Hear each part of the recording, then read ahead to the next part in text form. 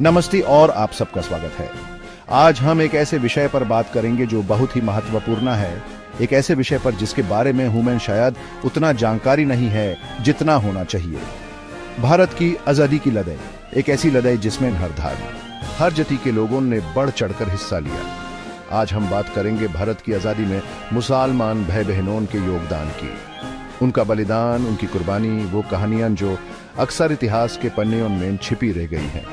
उन्होंने अपने जीवन और संपत्ति को खतरे में डालकर आजादी की लड़ाई में भाग लिया। आइए मिलकर इस सफर पर चलते हैं और जानते हैं उन वीरों के बारे में जिन्होंने अपना सब कुछ इस देश के लिए न्योछावर कर दिया।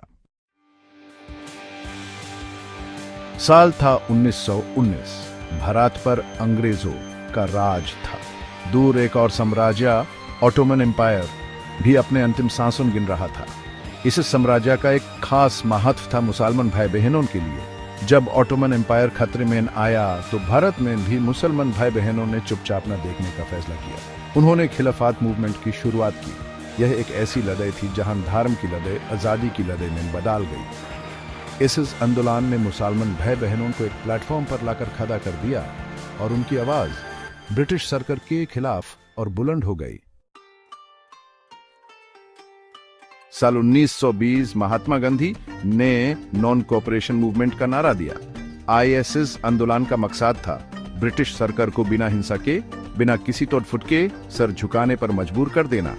आईएसएस आंदोलन में मुसलमान भाई बहनों ने भी बढ़ चढ़कर हिस्सा लिया। उन्होंने ब्रिटिश सरकारी नौकरियों, स्कूल्स, कॉलेजेस और कोर्ट्स का बहिष्कार किया। ये एक ऐसी मिसाल थी जहां हिंदू मुस्लिम एक साथ खड़े थे, एक साथ लड़ रहे थे और एक साथ कुर्बानी दे रहे थे। साल 1942 भारत की फजा में एक नया नारा गूंज रहा था, क्विट इंडिया। महात्मा गांधी ने आईएसएस बार ब्रिटिश सरकार को सीधा चुनौती दी थी, भारत छोड़ो और जाओ। आईएसएस आंदोलन में मुसलमान भाई बहनों का समर्थन और भी मजबूत हो गया।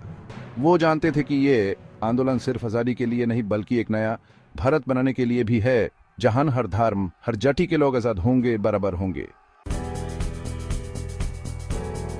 चैप्टर 4, शहादत, खून से सिनी आजादी। आजादी की राह कंतों से भारी थी।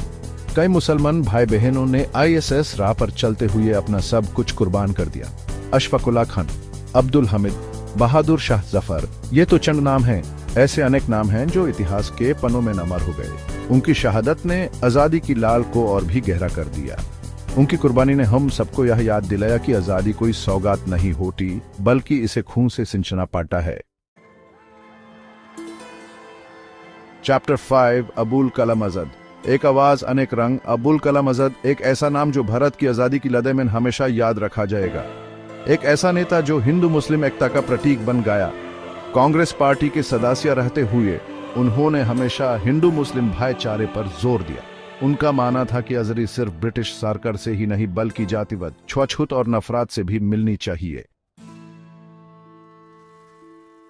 चैप्टर 6, मौलाना मोहम्मद अली, एक आवाज दो आंदोलन।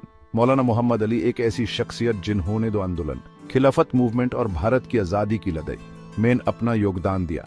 उन्होंने अपनी तेज तकरीरों से लाखों लोगों को आजादी की लड़ाई में शामिल होने के लिए प्रेरित किया। उनका मानना था कि जब तक भारत आजाद नहीं होता तब तक दुनिया का कोई भी देश आजाद नहीं हो सकता। चैप्टर 7, मौलाना अबुल कलाम आजाद, भारत का गांधी।